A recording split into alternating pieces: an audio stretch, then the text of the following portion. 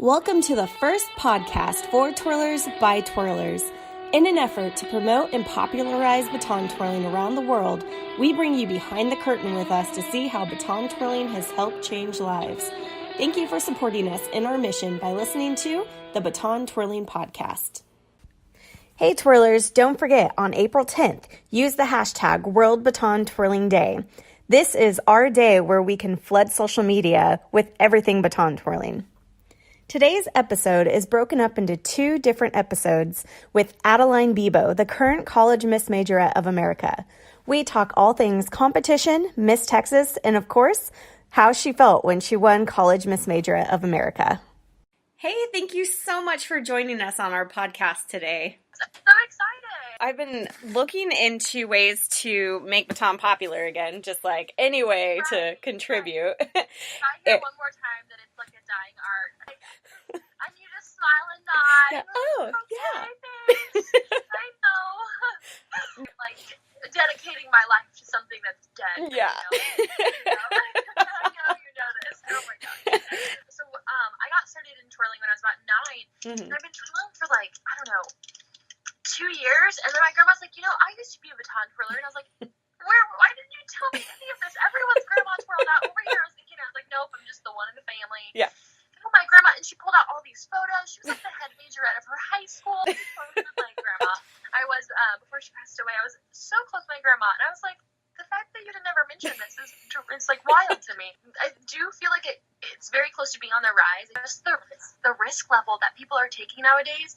Like, I feel like a while back people used to be like total daredevils. They would do anything for entertainment, and I feel like that kind of dipped off, and now we're like really getting back up to that like risk level where I think it's being appreciated more. So I'm hoping that baton twirling like slip into that somewhere. Yeah. Who knows? When I started looking for a place to teach, I couldn't even tell you, like, I would just kind of stare at people because they were like, well, won't the kids break the windows? And I'm like, okay, no. I've never seen that happen.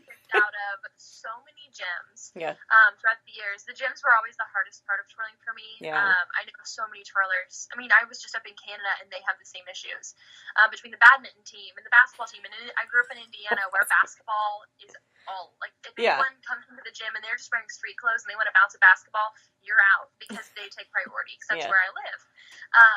And it was devastating growing up. I would drive 2 hours to the gym, and they'd be like, no, he wants to bounce the basketball, so you have to leave. And it's like, oh my gosh, like, I'm being homeschooled for the sheer fact that I have to drive 2 hours to a gym and not be able to twirl. And like, I've been told, like, oh, you'll dent the floor, oh, your shoes hurt the floor, oh, we're afraid you'll hit the flags that are hanging from the ceiling. And it's like, I don't know. It's so hard. And you don't want to argue with them, but also, like, you want to make sure that they know that it's not what you see in the movies. We're not just flinging a baton, we're not just... Yes. I'm like a professional, and I'm perfect all the time, so that's why I do need to practice, but I am saying that you're wrong. And I was lucky growing up. My uncle actually has the patents on a lot of the gym flooring and things like that were installed in a lot of the big gyms in Indiana. So I finally got this one tactic where they would say, oh, if you'll dip the floor, and I was like, well, that's a warranty issue, and my uncle actually installed these floors, so you need to take it up with them. And they were like, oh, okay, yeah, sure. So I finally got a little bit smarter about it. Yeah. And then I moved to Texas, and it's been a challenge ever since. Oh, great. It's been pretty cooperative, luckily. Well, that's good. So, did you move to Texas before college, or was it for college? No, I moved here for college. I knew I wanted to come south. I actually did a lot of training here in Texas when I was homeschooled my freshman year of high school, and a little bit before that, I had a coach down like 2 hours outside of San Antonio. So I'd fly into San Antonio and drive the 2 hours, and we would train. And this was really, I felt like I really grew as a person while I was training in Texas, and I feel like this is really where I really just like grew up here, because this is where I put in so much of my training, and those were really formative years in my twirling. Those were probably the 2 hardest years of my twirling that I ever dreamed I would endure, because I kind of had to go back to basics and really train up my skills in a different way than I had before. And it all happened while I was here in Texas, and so I felt like a big part of my heart was here. I didn't know where I wanted to go in Texas. Actually, the only school in Texas that I'd applied applied to when it came time to make a decision was Texas Christian. Oh, yeah. Obviously, it went very differently. I applied to 14 colleges, and wow. Baylor wasn't one of them, but also many of them weren't in the South for some reason. I knew I wanted to go South, but yet I think I was still afraid to move away from my family, and so I did a lot of like safety schools up north, just in case, because it was going to be so hard to move away from my family. But as soon as I stepped on the campus at Baylor, I was actually on my way home from the 2015 World Championships in Italy. I flew straight to Fort Worth. So we started driving south, and so we were going to go to Baylor, from Baylor to UT, and I ended up just stopping at Baylor. I loved it so much. I love the new brand new stadium. It's stunning. Oh my gosh! As soon as I walked up to the gates of the stadium, I was with Michaela Tennyson, who I actually grew up twirling with Jackie Stewart was our coach. So we did lots of training camps together, and we just grew up together. And she was going into her senior year that year, and we walked up to the stadium, and I was like, "This is it. This is it for me." I fell in love, and so that was kind of that comfort level that I was looking for. Anyway, so I moved down here, and then about 2 years in, my whole family moved down here. And now my brother's starting at Baylor tomorrow. Tomorrow is my brother's first day at Baylor. Exciting! So it's a family thing now. Everything we own is great and gold. I ended up going to Arizona, but I was like, Baylor would have been my backup if I hadn't gone to Arizona. Oh my gosh, I was so grateful that Baylor answered my phone call and called them. But yeah, I had such a wild ride when it came. It was like, what am I going to do? Yeah. I was actually sitting in a math class when I got the call that I had been accepted. So I'd already gotten the position, but then I was waiting to get accepted. I don't know what line of events that had to happen for it to be this way, but I'm grateful. So when you started, you said you were 9 years old. What got you into twirling? Well, it was kind of a story that I've been talking about for a little bit, but when I was born, I had hip dysplasia, and they told my mom that I would never be a dancer, and I'd never be very flexible due to this abnormality. It's kind of like just a loose joint, hip joint that's not as stable as it should be. From there, my mom just put me in dance. She was like, well, we'll see about that. My whole family loves a good challenge. My brother was born with apraxia, was never supposed to speak, and now he's like an honors student starting at Baylor tomorrow. There you go. So we love a good challenge, and my mom did ballroom and equestrian. So that was kind of what we had our sights set on, but I had a lot of energy growing up. My parents had to put me in events just to make sure I fell into bed at night because I had so much energy, and I'm still a lot that way if I don't keep myself busy. Yeah. I find myself just kind of going crazy, just looking for things to do to keep myself busy.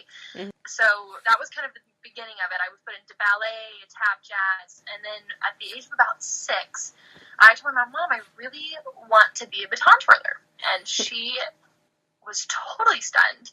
She doesn't know where I got the idea. I don't know where I got the idea. I must have seen it on TV or in a parade or something. I must have seen it somewhere.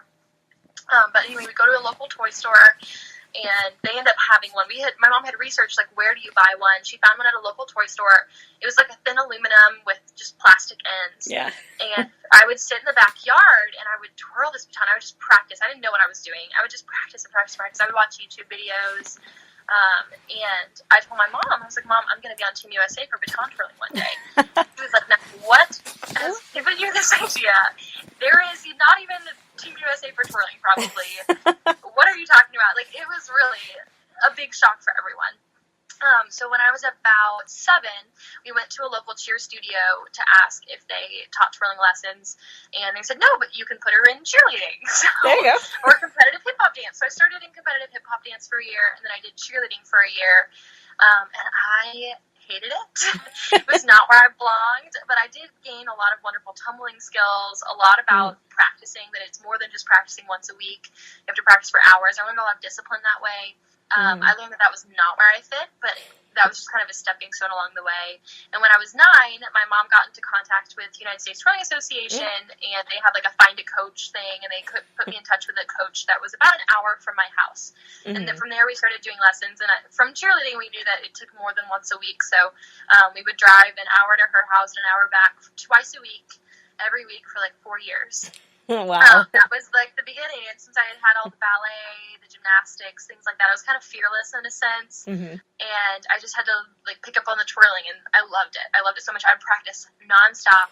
I'm still, like I said, very much this way. Yeah. And I watched so many YouTube videos. I fell in love with so many of the twirlers of the past, like Holly Nielsen. I was just enamored by her. I would watch videos for hours and hours and hours, and that was a big source of my inspiration growing up. But, great. How many hours do you practice now? now I think in general usually 2 to 3 hours. I think daily when it comes to like when it's in the middle of the semester, maybe 1 to 2. I usually just kind of run over all of my routines just to do some maintenance. But when it gets into competition season, usually 2 or 3, and right before Worlds or a big nationals competition, usually 4 to 5 hours because there's a lot of routines, especially when I'm doing both USTA and NBTA. Yeah. Like, there isn't a whole lot of crossover. Like, oh, yeah, solos are the same, but they're totally different. And I cannot practice both of them together because then I'm doing my NBTA routine, which is longer with, like, gymnastics in it, and that'll just confuse me. So, like, it ends up being a lot of routines that I have to practice that takes a lot of time. Okay. When they called you for College Miss Major of America, like, what was going through your head? Because I know that they call the top 5, and so there's, like, still 6 girls sitting back there when they call number 2. I have had a lot of people tell me, like, oh my gosh, your reaction was so cute. And I was like, I can't tell you how almost painfully genuine it was. Yeah. I have never been so shocked in my entire life. And there have been a lot of shocks. Like, there have been a lot of, like, big moments. This was by far the most surprising win of my entire life. And it's not that I didn't think that I'd earned it or anything, but I literally didn't even curl my hair before the awards. That's how much I didn't believe that it was my, like, that I had gotten it. I really didn't know a whole lot about College Miss Majorette of America. I knew what she did. I knew what she stood for. I knew what it took. But I had always been told you have to be 100% flawless in every single portion of the competition or in order to even stand a chance. And even then, it's a toss-up. Nobody knows. And like, I felt like I'd done a really good job. Like, for me, I felt like I had really nailed the interview and everything, but it was one of those things where it's the luck of the draw kind of thing. Like, who knows? They could have loved me. They could have hated me. You never know. And I had really dreamed of being Miss Majorette since my first AYOP back in 2013 when I first experienced it. And I guess I just didn't believe that it would happen this year. I'd already seen a lot of success, and I don't take a single thing for granted. Like I said, I literally didn't even curl my hair. I was talking to her. I was like, Mom, like, should I put some curl in my hair? And she goes, honey, like, don't take this in any way. I wouldn't bother. Like, we have a lot going on. We gotta pack up. I wouldn't bother. I'm like, yeah, I totally get it. Like, I didn't even think anything of it. It didn't hurt my feelings because I was like, yeah, you know what? You're right. I have a lot of stuff to do. And let's just say when they called first runner-up, my mom stopped recording because she's like, ooh, she didn't make top 5. Oh, that's so sad. And my mom didn't get it on video. So that's how truly shocking it was. Yeah. I would definitely blame it on me not growing up in the organization, and because everyone's like, oh, it was obvious. I'm like, you can never say that. Yeah. Nothing is ever obvious in these competitions, first of all. And second of all, you never know. Yeah. I was looking around literally like, oh, who's it going to be? Who's left standing? I almost passed out. But anyway, it was definitely the most exciting moment of my life. Once I got past the shock and like the tears, because Lainey had just won and I was already crying for her. And oh gosh, it was just like a whole mess. And I'm like, well, luckily, like, I had some curl in my hair. Luckily, oh my gosh, can you imagine? But anyway, I think I'm still recovering from it. So you got first runner up at Miss Texas this year. So yes, I did. Yeah. So how is that? Like, because that one's also very like nerve wracking. And that was also a shock. I had made it my goal this year. If I had a good interview, I knew that if I at least kind of stood my ground in all of the other portions of my preliminary events, if I had a good talent, if I had a good onstage question, a good swimsuit, I knew that it was my goal to make top 5. So when they announced me top 5, I was just elated. I was so excited. I was just happy to be there amongst the girls. And the Miss Texas experience is completely different from twirling. Because pageants are so it's a totally different world. But at the same time, there have been so many experiences that I've been able to draw from my twirling experiences and pull them into the pageant realm and really put them to work. Just things like knowing how to prepare for these kinds of things, knowing the kind of discipline and the kind of drive that it takes to be ready for a big competition where you're going to be in front of so many people. Yeah. But as they began calling the top 5, each one, I was just more and more excited. I was like, oh my gosh, I didn't get called yet. And all I could think was, this is more scholarship money. This is more scholarship money that I'm earning. With each name called, that was, I think, like at least a $2,000 increase in the amount of scholarships. So I ended up walking away with $10,000 in scholarships. Wow.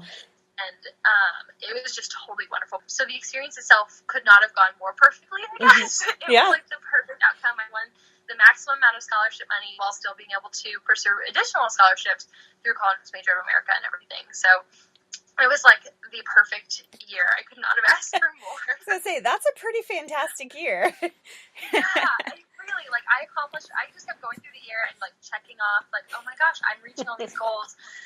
After, like, I think everyone kind of experiences this where you go years and years and years and you really don't see a whole lot of payoff for all of the work that you're putting out, everything that you're putting your body through, everything that your family is doing, and everything that you and your family are sacrificing for this sport that really doesn't get a whole lot of recognition in the outside world. And you really wonder so many times, like, is it worth it? Is it worth it? And I really credit a lot of the little girls that reach out to me. They message me on Instagram, they message me on Facebook, they comment on stuff, and they're like, you're such an inspiration to me. And I think so many times I've looked at those and really realized that that's why I keep going, because they are looking at me in those really rough times when I've come off of a bad performance, or when I haven't reached a goal, or when I've done a really good performance and it still wasn't good enough. I think that they really look at those moments because those are the moments that everyone goes through. And so I think that learning how to overcome those moments and move forward and learn from each and every single one has really been what has ultimately gotten me to where I am, and to this year where I saw so much success. But I don't ever once for a second forget all of the many, many failures that came before. And I think that's what's really humbled me, but also really made these so valuable, I guess. And I think that's what makes it valuable for all of these winners, because these things are hard fought for. That is great. So, out of all of your events, which one's your toughest? Like, what's the one that you're like, oh, I got to practice for this? Oh my gosh, Strut. I mean, Strut can never be underestimated. Otherwise, you pay for it. You really do. And I was actually just in Canada teaching at a clinic, and people were like, oh, well, like, this must be easy for you. I'm like, let me tell you right now. It's just the hardest event for me.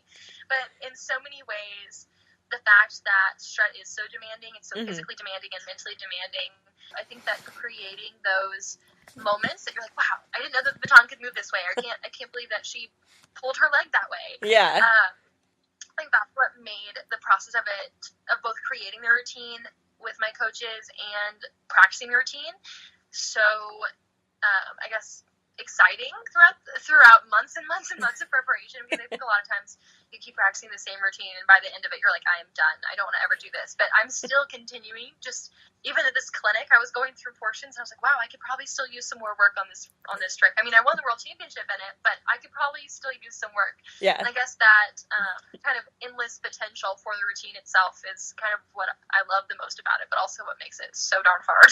So that's definitely the toughest. I will say multiple baton is definitely like my challenge routine, though. If I have to say, the one that no matter how much I practice, it doesn't seem to get easier. I will say multiple baton is probably another tough one in there. So you twirl for Baylor. What has been the most exciting thing about being able to twirl on the college football field? Well, yeah, I'm the captain of the Baylor University Golden Girl Feature Twirlers, which is quite a mouthful, but one that I'm so forever grateful to be able to represent. I just finished my 4th season with them.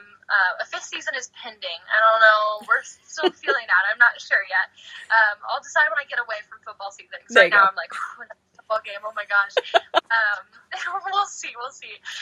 I'm studying neuroscience. Oh, wow. So I put a lot of hours in the library, a lot of hours studying and getting to take those moments and really kind of give back to the school, and something that the whole school, no matter what your major is, no matter where you're from in the world, we all come together to watch these sporting events, whether it's football or basketball or volleyball. And being able to really just show how much I love the school and how much I love my sport, and showing it to an audience that is continually impressed by the littlest thing. I feel like that's probably the most rewarding. But I did have a really exciting experience this past season where they actually brought me on to the 50-yard line and they recognize all my accomplishments. And just in this last year, they have been so incredibly supportive. They've written articles about me and about my travels. They've really shown a lot of support in the way of letting me use the arena from 5 to 7 a.m., but they let me use the arena. That's huge. Oh, it's crazy. Yeah. It was worth it. I would have taken 3 to 5 a.m. if that's what they had for me. I would have taken it. But they have really shown a lot of support for both the sport of baton twirling and for just my goals in the last year. And so bringing me on the field, they acknowledged all of my accomplishments, and then they brought all my trophies on the field, and they brought them off as I sprinted to the far side of the field, and we did our Beyonce halftime show. So, like, that experience in itself is, like, just the full package of all of my favorite things, of, like, sharing my twirling, sharing my new pageant adventures, and getting to twirl on the field with the marching band. It was really just the best day. And then I think we ended up winning that day against Kansas State. So it was just like a perfect day, I guess. Yeah, awesome. I really loved that. I really, really loved it. Just seeing like how excited that everyone got just to see the big CMMOA trophy and even my national collegiate downfield trophy that's like comes to my shoulder. Everyone was so excited. And they were like, wow, that's for Baylor. And it really is. And it even says like Baylor University on both of them. And when I got it engraved, I was just so proud because it's been a long time since either of them have ever, I don't know, I think it's the first time that the downfield has been to Baylor and the second time in a long time that it's been to Baylor for CMMOA. So it was just a big moment. I was glad to share it with my Baylor family. For the travels, where has Baton taken you? Countries, places, what's your favorite? Okay, well, it's a list. My first one was in 2009 in Australia, and then I went to France, the Netherlands, England, and then Italy, Canada, Sweden, Croatia, Norway. I got to teach in Japan. I've taught in Canada. I taught in the Czech Republic, and I've taught all around the U.S. and competed all around the U.S. through the years. I think that's about it. I've been able to venture to like Belgium and Slovenia, Iceland, just like on the journey to these things. But twirling has taken me so many wonderful places. I absolutely have loved every single one, despite the foods that I've had to eat there or the chilly weather, especially in Norway. Really, I think each and every one of those has contributed to this big picture that I have of like global twirling. Yeah. Because of it, I have friends in like every country that are like, hey, if you're ever in the country, come stay with me. I mean, to have those kinds of friends in so many countries is incredible, especially for someone my age and in a sport that isn't as widely known. I would say my favorite, I would say I travel for the food. Like my favorite is based on the food that I've eaten, and I would say that's Italy and Australia. In both of those places, I have eaten my weight in like pasta, or I know in Australia I ate a lot of German food, like every single night. And I remember both times I came home and I had like lost a bunch of weight, and I was like, "This is wonderful." I ate my weight in pasta every single day. I ate breadsticks every day, pizza every day. I ate German food, and yet I have I remember like the whole family came back and we were all glowing after all these trips just because the food was so wonderful and so fresh. So I would say travel for the food. I really, really love that. What are some of the ways that you currently promote baton twirling, and how do you hope to promote it in the future?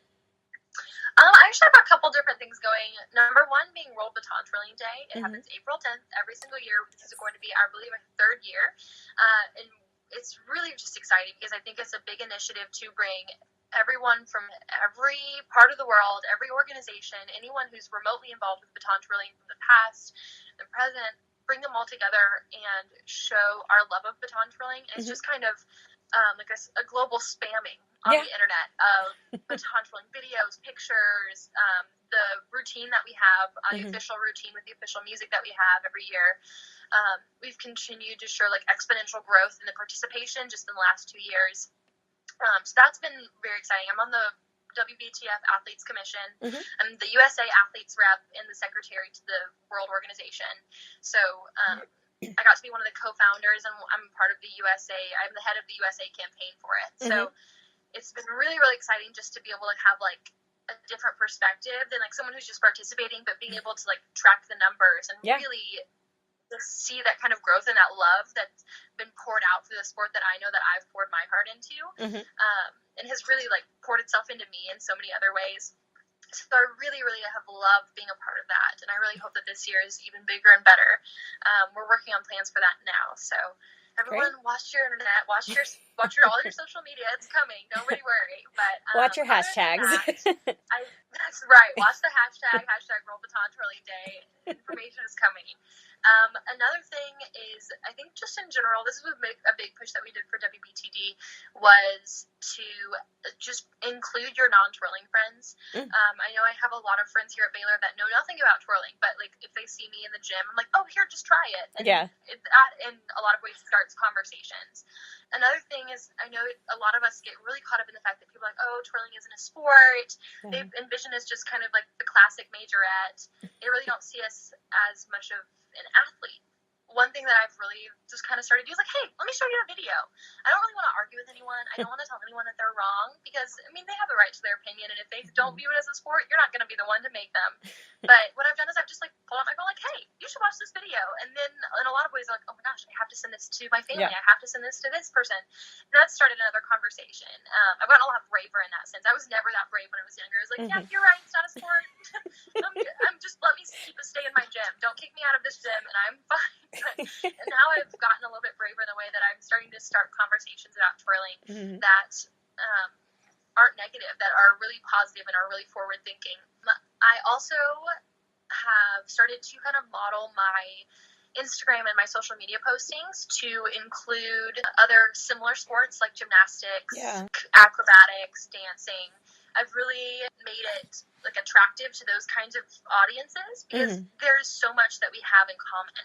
And I love watching dancer videos, and I love watching gymnastics videos, because they give me a lot of inspiration, whether it's through my hashtags or just through the people that I follow who continue to follow me back. We kind of form these communities that are like interdisciplinary in a lot of ways. And so we grow and we start to think differently because of communications. I guess another one is through pageants. Being able to show a new perspective of twirling, a side of twirling that a lot of people, especially in pageants, don't know about. A side that is very athletic, is more than just like flashy juggling. So I think that a lot of ways that's how it's portrayed, like in this congeniality. Oh, I'm just twirling fire on a stage. It's so much more than that. It is athletic. It is so artistic. And that's really, I've had so many people approach me and be like, I didn't know that twirling could look like this. But in so many ways, if they came into a twirling competition, they would see that this is fairly common. Like, this is really what modern twirling looks like. So just by going and finding new performance opportunities, that has really, really broadened the number of people that I think are coming to appreciate the sport and include themselves in the conversation or even in the sport as young athletes. I've had lots of little kids join, especially here in Waco recently, so that's very exciting. That is so great. That's all for this week. Stay tuned for next week when we finish our interview with Adaline. Thank you again for listening to the Baton Twirling Project podcast. We hope you enjoyed today's episode. Don't forget to subscribe to be the first notified of future episodes so you can stay up to date with Baton Twirling news. Make sure to leave us a positive review on iTunes to help us reach more and more people about baton twirling. If you'd like more information about baton twirling in your local area, email us at batontwirlingpodcast@gmail.com. Again, thank you so much for listening and being here. It means so much to baton twirlers everywhere. We'll catch you next time.